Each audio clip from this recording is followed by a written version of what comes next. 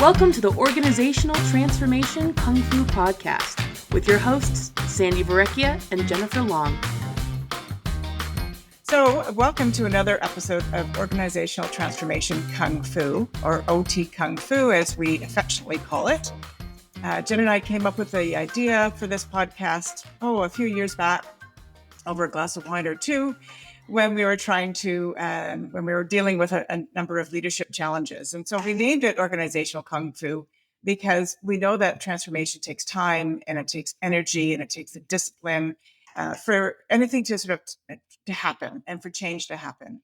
And so our podcasts are all about helping organizations get better, how to make change stick and take root within organizations. And we're real thrilled to be here to do another episode. So I'm here today with my colleague, Jen Long from Own Up in Denver, Colorado. Hey, Sandi. Here I am. Here I am, and it's still hot Denver.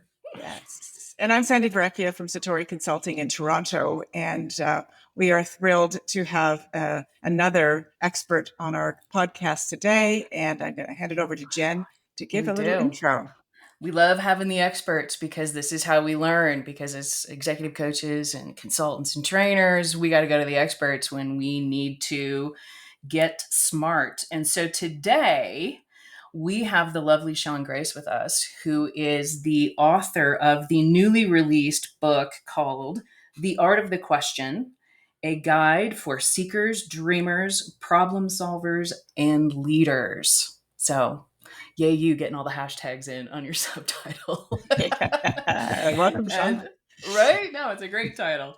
As an introduction, Sean is a communication consultant. In addition to being an author, he's also a coach and a speaker with over 25 years of experience developing training and sales, marketing, leadership talent across a bunch of diverse industries. His unique brand of business consulting is forged from his long career in media advertising and the creative arts.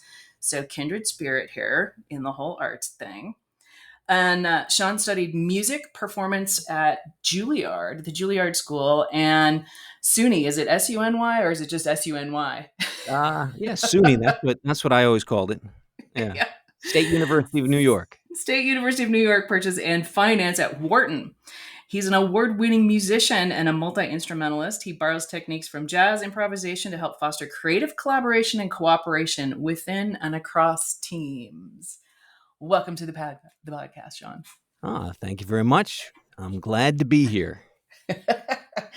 And so I don't know, this whole performance thing is a whole skill set that I find is so super handy when working with businesses. So we can talk about that a little bit as well. But what we really want to talk about is this effort that you've done with your book. And so The Art of the Question, tell us, just as a launching point, why now? What made you write it now? Mm-hmm. Well, it's an idea that I've had in my mind for many years, and it really came out of, at least the fruition really came out of a series of workshops that I had designed and facilitated for a number of corporate clients over the years, and one of them being the art of the question as it relates to leadership, coaching, managing, and communication. But as I started doing more and more of that workshop, it started to apply to critical thinking, creative thinking, teamwork, and all of the things that really can fall under communication and creative problem solving. So I really decided to kind of sit down and put all this together about a year ago, although it was the result of several years of accumulative notes and research that I had put together for the workshops, and with the intention of maybe one day putting it all into a book.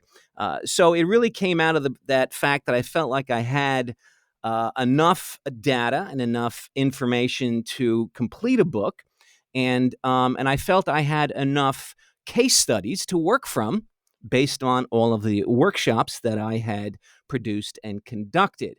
So after several hundred participants working through the workshops over a couple of years, I felt I had a pretty good sense of what was working, what wasn't, and what to refine, and what to get rid of, what to amplify, etc. So from that, I then said, okay, I think I'm ready for this. And I had a little bit of time off, about 6 weeks late last summer that I carved out, and I, with the with the false hope of knocking this thing out in just a couple of months. But of course, it takes a lot longer than that to put together a 300-page book, at least anything that has of any substance and meaning.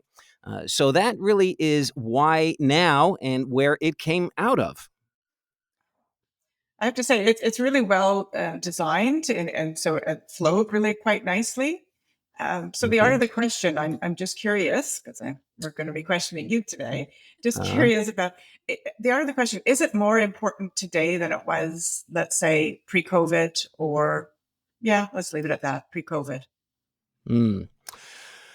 Well, yeah, it's a good question, and I'm not sure if I have a definitive answer if the skill set is more important now than it used to be. But what I have noticed working with my corporate clients is that creative thinking seems to be more in high demand. In addition to, for the managers I work with, mentoring and coaching skills. So sort of the concept in traditional management, which is sort of command and control. I have the answers, my expertise. It's why I'm paid what I'm paid. I'm here to tell you what to do and how to do it. However, that trend has certainly been moving in the other direction, where managers are now more trying to empower their teams to think more for themselves. And organizations are looking for people less with definitive answers and with more of a keen sense of curiosity and where opportunities might lie. And that really depends on your ability to be curious and ask good questions. So I guess one could say that maybe now and this time is probably more critical to have that skill set than maybe in the past, where having a specific set of knowledge was good enough to come into an organization and apply that knowledge across to the daily tasks. But considering that so many employees and managers, middle managers, upper managers, and executives have to really be nimble to be able to respond to things that are happening instantaneously within a marketplace, within their own companies, they can't really rely necessarily on a fixed set of information, intelligence, or data. So where that goes is opens up the idea that, well, we need more people who can think creatively, who can ask better questions, and who are able to empower teams to be able to figure out how to solve problems on their own. So I guess one could surmise that maybe now it is more called upon to have that skill set. Yeah, definitely universal. Jen and I, as coaches, I would say I would echo exactly what you said in terms of how organizations are changing and from that command and control, which has been a long shift, but definitely trying that creative thinking is very important, and that empowerment piece. Well, the critical thinking, right? Yeah. The problem solving is where I see a lot of interest as well. That it's how do we function better because as you said, the heroic leadership model isn't necessarily the model anymore. More leadership teams are working together, and that this ability to get to each other's thinking and to frame a problem. The art of the question is all critical thinking is based in questioning, right? And so it's I think a fantastic skill set. So I was curious, when you do all the organizational work that you do, and you've got Sandy and I were amazed at how much information you packed into this book. We're like, oh my God, there's so much here. There's a lot. There is a lot. It's really kind of a master's course in some ways. What are the things that leaders, what's the most common thing? What's the thing that always comes up for you when you're in that work, that the most useful tool, the handiest thing? And you've got this great framework in this 4-phase model in here, and I love the model. We're going to talk about that in a second. So I'm just curious, of all of it, where do you find most of your work in all the collection of content. Wow.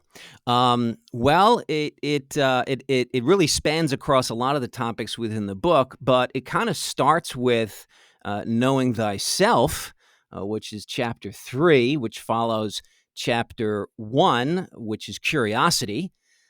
So the curiosity and knowing thyself, which is really a lot about emotional intelligence and metacognition. So metacognition is sort of just that skill set to be able to be aware of how you learn and how you perceive the world around you. How you navigate the problems around you. The higher your metacognitive skill set, the more you're able to handle uncertainty and difficulties. And with that, I find is probably one of the most critical skill sets for leaders that I've worked with. It's that self-awareness of knowing how one functions, what works for one person, how they go about, again, dealing with problems, dealing with other people's situations. So it starts with the self and this sense of calmness and confidence. So I think as you raise your metacognitive skill set in knowing thyself, I think what happens is that a certain confidence comes upon you, which gives you the ability to, I guess, allow others to rise and shine, and for you to be able to ask better questions as opposed to be in a defensive mode of having to continually prove yourself. So I think that metacognitive skill set kind of slowly diminishes that sense of you need to constantly prove yourself and you need to constantly, be the loudest in the room and have all the answers and all of those things, which I guess are part of the more traditional, as you call that, sort of heroic leadership model. So it's knowing thyself, coming to a point where your self-awareness is such where you could actually create detachment between your own emotions and your own thoughts. Within the section, I say it's important to recognize that within each of us, there are 3 selves. There is a thinking self, there is a feeling self, and there is a noticing self. And that noticing self is the observing self, which gives the ability to separate yourself from what's tangling up a situation and giving you that objectivity to be able to stand back, watch how you're reacting to a situation, and how you're handling a situation without getting completely entwined with the problem. So I think it all starts there, and the best leaders I've worked with had that skill set. I don't know if it was a natural thing or if it was something that came out of just lots of experience or just intelligence, but I've known the more successful leaders that I've known had that higher metacognitive skill set and that ability to have that confidence to be able to empower others and not necessarily have to be the one who feels that they have to constantly prove themselves and allowing others to rise up. So I think it starts there. And then it goes into the frameworks of actually how do you go about asking questions? How do you go about solving problems through questioning methodologies?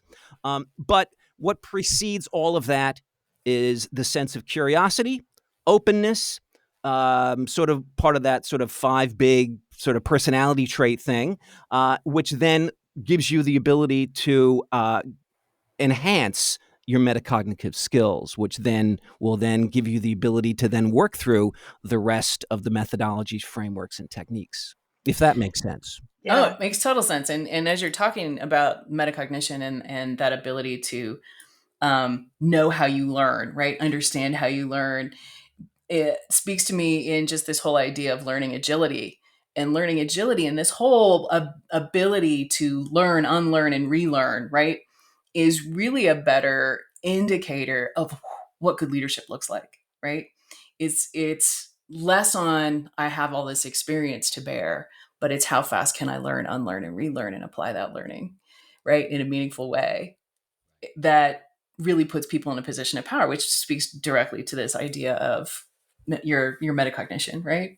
Mm-hmm. Yes, correct. And it's nice because, as you say, like some people, maybe they're born with it, but not everybody is. So in the book, you actually give some tips of how people can enhance it. So that whole practice of self-reflection, self-questioning, asking yourself probing questions, like we're always trying to question others, but questioning ourselves, measurement, journaling, which we're big fans of, collaborative learning, seeking feedback.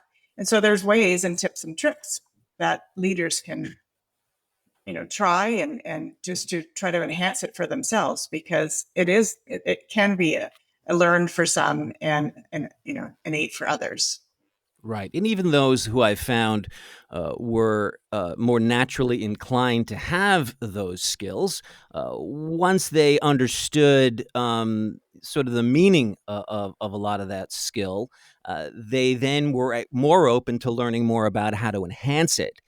So they may have had a natural ability to have some of that, but once their minds become open to, okay, what is this about? They become exponentially more effective as they increase that skill set. So one does work well with the other, but in either case, even if you don't have a natural tendency to have that skill set, it is something that can be learned.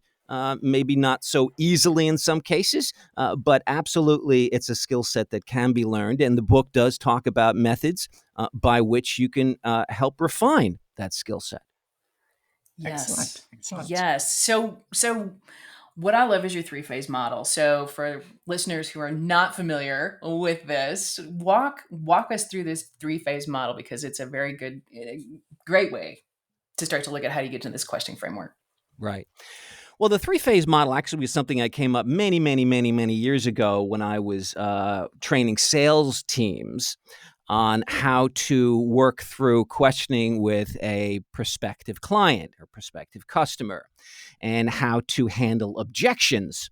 And so I sort of drew this model on, okay, let's see if we can come up with a framework that has some consistency and maybe some predictability.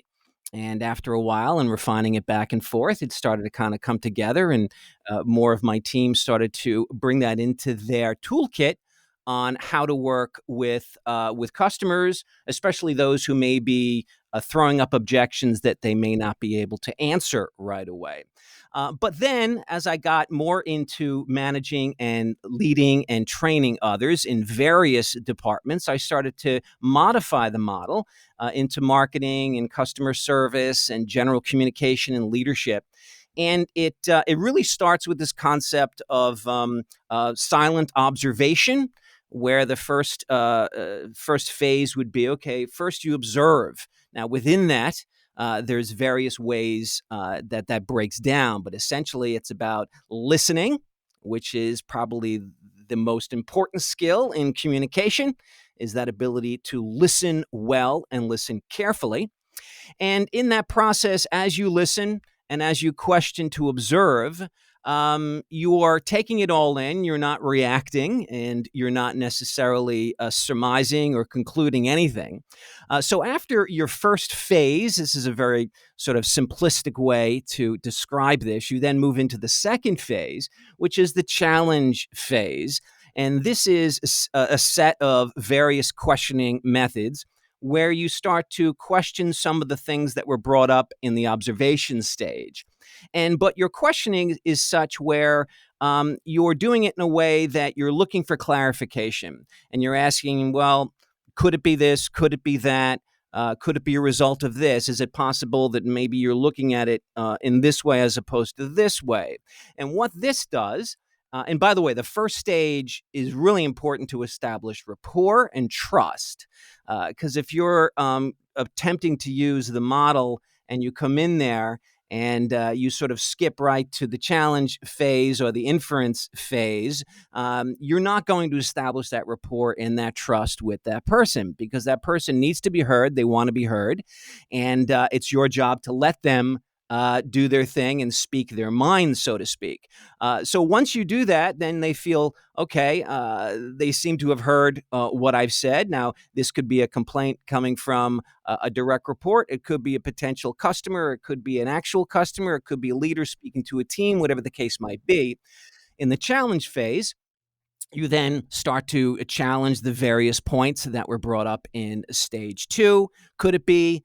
Is it possible that? It's a perspective and point of view process. And then in the third stage, and by the way, there's also 5-stage models to this too, but the more simple one is the 3-stage, is inference. So at this point, then together, and it's important to use questioning to make sure that you're still on the same page with whoever it is that you're speaking with. So to make sure you're asking questions to make sure that, are we in agreement here? Does this make sense? Did I interpret what you had said earlier properly? Is there anything I might be missing here? Et cetera, et cetera. Your inference stage is essentially when you're now both walking into the final stage of this model, where you're now presenting or you're asking them to present some conclusions or ways forward. So this would be, okay, say you're a manager and you're working with a direct report who comes to you and maybe they have a complaint about a situation within their department or within a colleague or et cetera. So it's important to go through this model. And then by the third stage, you're all together. Then it's a matter of discovering and exploring ways in which to figure out how to solve this problem. But again, the key is for you not to solve the problem, but for you to empower the other person to help them solve their own problem. If in fact, even if it's in a sales situation, you use questioning in order for the other person to kind of unravel what it is that's in their way. And maybe by that point, it's clear what's in their way because you've already gone through stage 2. And then you finally together, and again, this is sort of good leadership and good questioning, is throwing that back at them and asking them probing questions to figure out, okay, how do you suggest we resolve this situation? What do you think is the best step forward? How would you recommend the next steps? What would they look like? So you go through various methods of having them visualize how you might go forward. And then at that point, you then ask questions to finalize what that next step might be. Now, you may not be coming to some grand conclusion to solve this huge problem, but the important thing is that you walk through these steps in order to get to a point of agreement where you're empowering the other person to feel as if they're in a position to be able to express themselves or be able to come up with an idea that's going to solve the problem that they might be facing. Now, again, this all depends on what your role is, who you are, what the situation is. But that's sort of a roundabout explanation of what that 3-phase model is, if that makes sense. Yes. A couple of things in there. Filtering the person, not the problem, for sure. Correct. That's right. Yeah. Huge. In your discover phase, you talk about listening. And in your book, you say, listening is hard. Takes a lot of energy and patience, sort of like the kung fu, to listen closely and objectively. Yes. Why There's is so many listening kinds so of listening. hard? So many kinds of listening. Talk a Yeah. little bit about that. Right. Well, as I had said before, listening I consider to be the most critical skill in any effective communication process. And there is lots of different ways to listen. So one could say, I'm listening, but maybe they're not really listening. Maybe they're listening defensively. Maybe they're listening selectively. Maybe they're listening passively. And I bring some examples of what that looks like. Now, listen, we all engage in all of these different types of listenings automatically, but we don't necessarily define the type of listening that we happen to be doing. Now, many years ago, I started to do this to ask myself, sort of going back to that know thyself, ask yourself questions internally. How am I listening to this particular person or to this scenario? Now, if I recognize that I'm half listening and that's okay, well, okay, that's fine. But a lot of times you'll discover that the way in which you're listening may not be aligned with what might be called for in the conversation. So we all bring a certain amount of baggage, especially if it's an emotional laden conversation with a colleague or a loved one, where there just might be a lot of stuff going on in the background. So we tend to approach those situations with a defensive posture, which then blocks us off from being able to truly contribute and listen to the other person. So I list probably, 8 or 10 different types of ways to listen. And I even say in the book, listen, a lot of this is automatic, But that's not the point of me listing the different types of listening styles.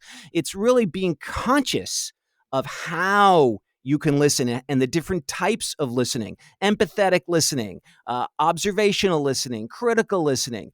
These are all things that we do automatically, but we may not necessarily know exactly that that's the mode in which we happen to be in.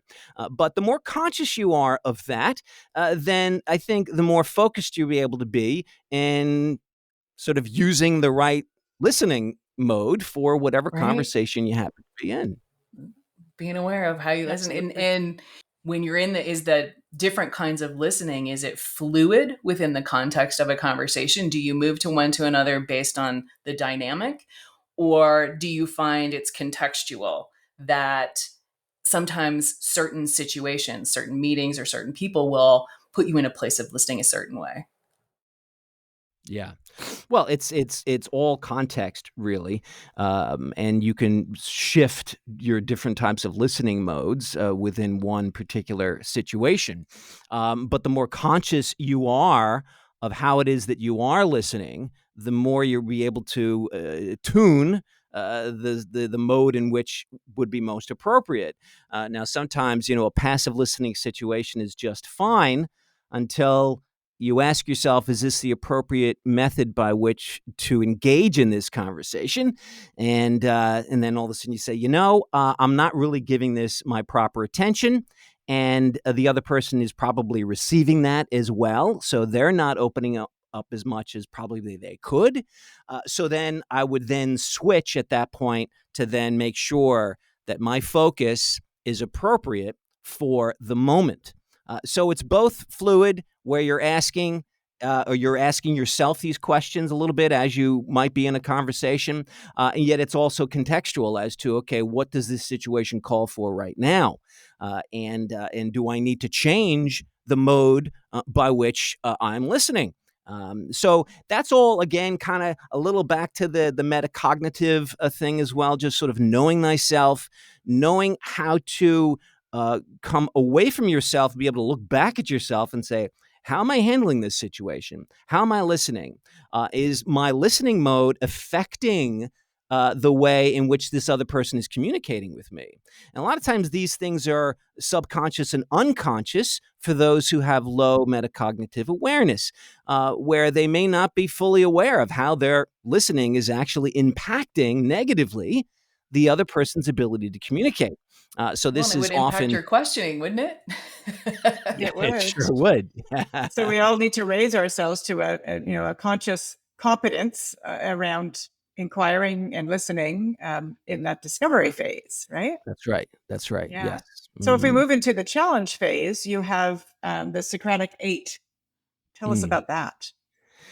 Right. The Socratic Gate comes out of Socrates' concepts that there are essentially 4 directions of thought. I'm not sure if I can recall them right now, but you've got origin of thought, you've got point of view, you've got consequence of thought, and then you've got evidence, I think. So these 4 pillars, he felt, were the key to any inquiry. So if you're about to go about trying to solve a problem, or understand a situation, through questioning, you want to take a look at these 4 pillars. So from those 4 pillars, I sort of created questions, but also based on other people's work in this area.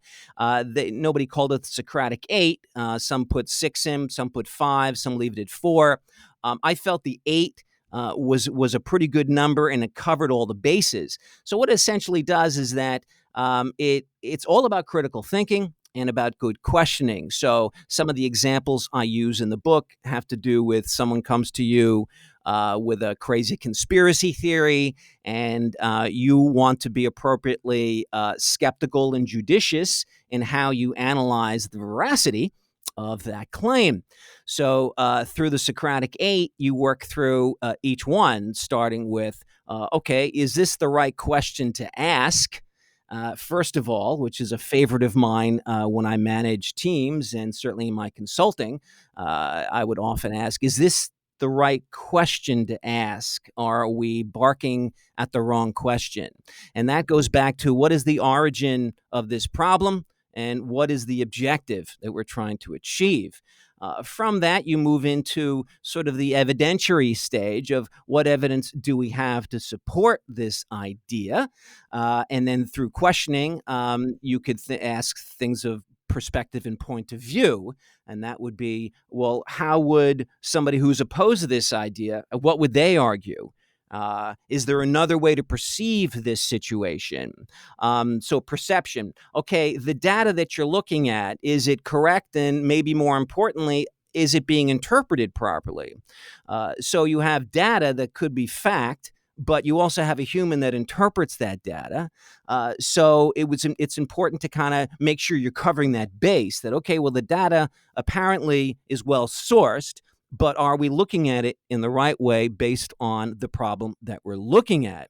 And then so you work through these 8 points until you eventually get to a point where you say, okay, if we go ahead and proceed with this idea and we assume that this is the right solution to this problem, what are the consequences of acting on this idea? And that's a critical point. And Socrates talks a bit about this, about looking at the consequence of decisions and the consequence of thinking. Because it's one thing to sort of go through a thought experiment about how something might play out and this is the right idea. But it's another to really play it completely out to say, well, who wins and who loses if that turns out to be sort of the binary effect of a decision. So through those 8, obviously I didn't cover them all, but you kind of walk through this very logical, methodical process by you asking questions, by taking points of view, by looking at data, by looking at origin, by looking at source, by looking at, what is really the objective here. And then finally, okay, if we do this, what are the consequences? And are those consequences worth the risk if, in fact, there's a risk involved? So that's sort of a roundabout way to describe the Socratic 8. Very good. Very good. Yeah. And are you finding that your clients are taking the time to go through this methodology? Well, certainly in the workshops, we spend a fair amount of time doing various role playing to work through those. And in follow-ups, I certainly try to reinforce the learnings.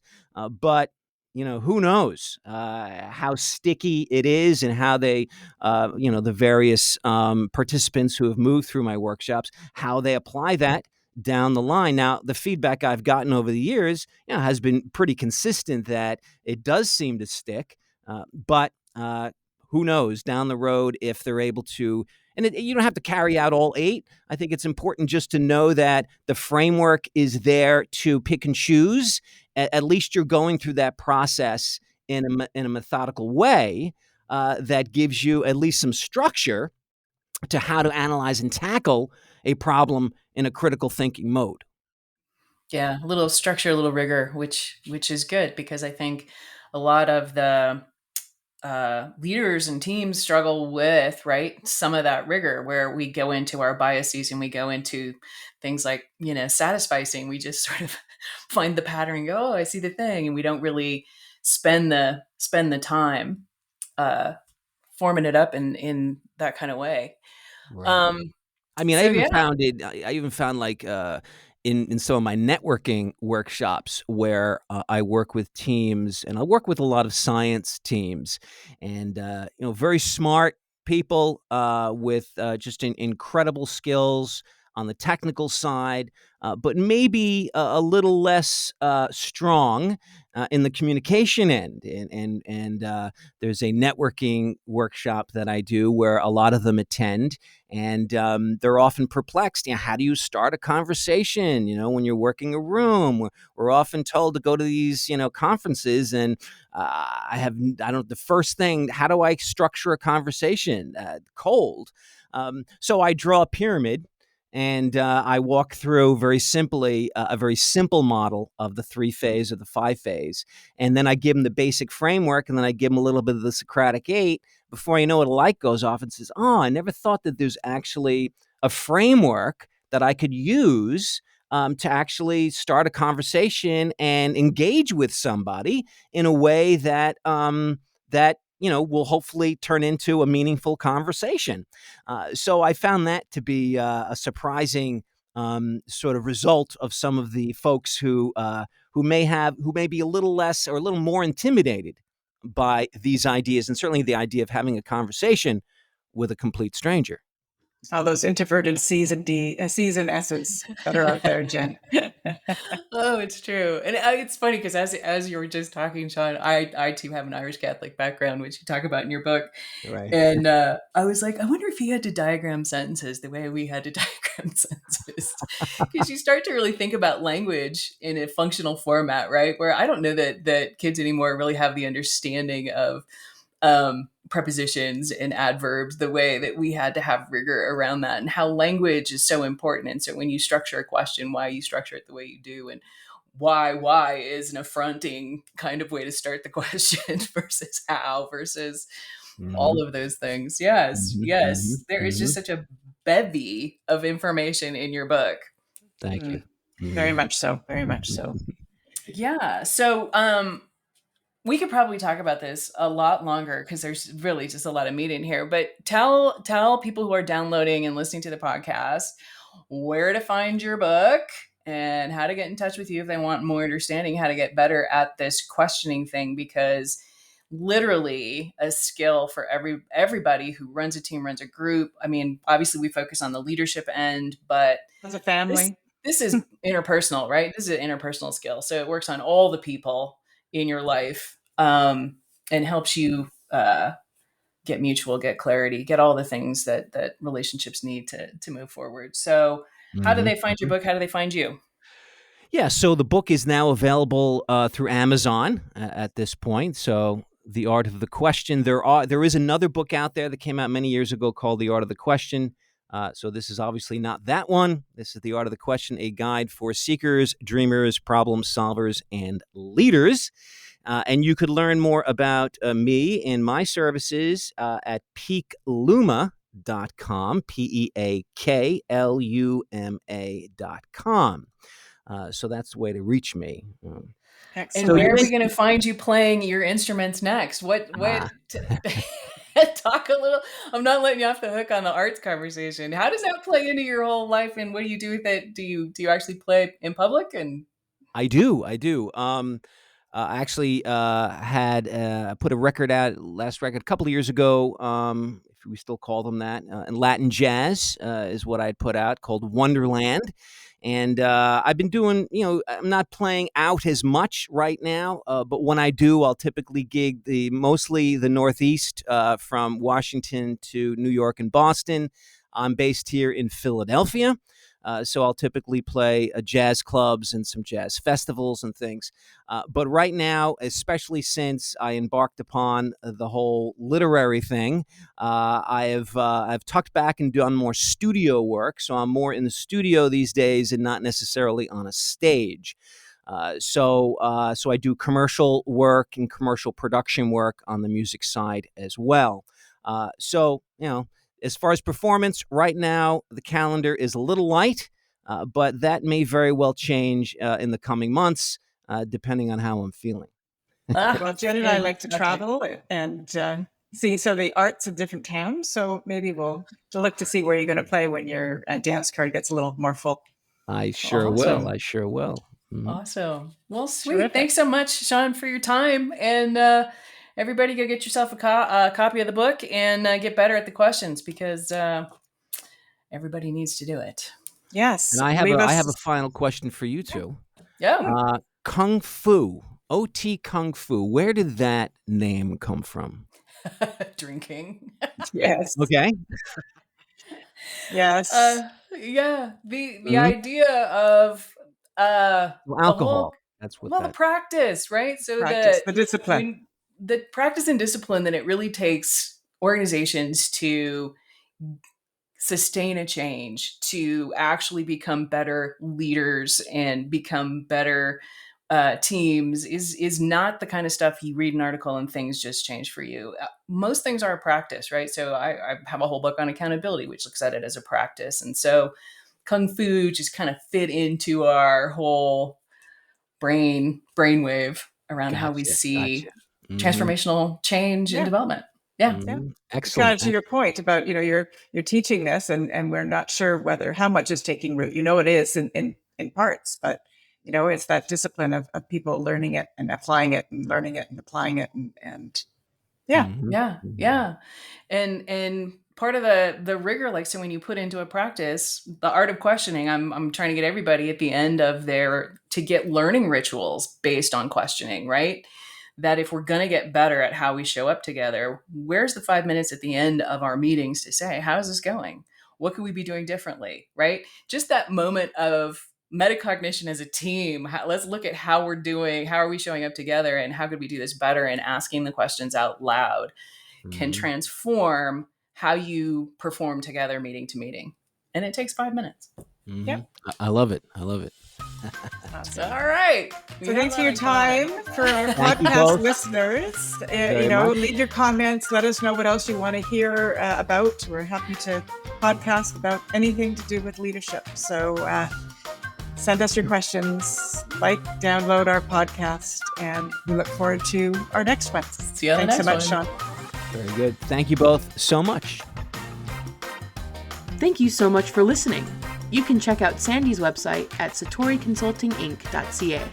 That's SATORI consultinginc.ca. And visit Jen's website at own-up.com. Thanks again, and we'll see you next time.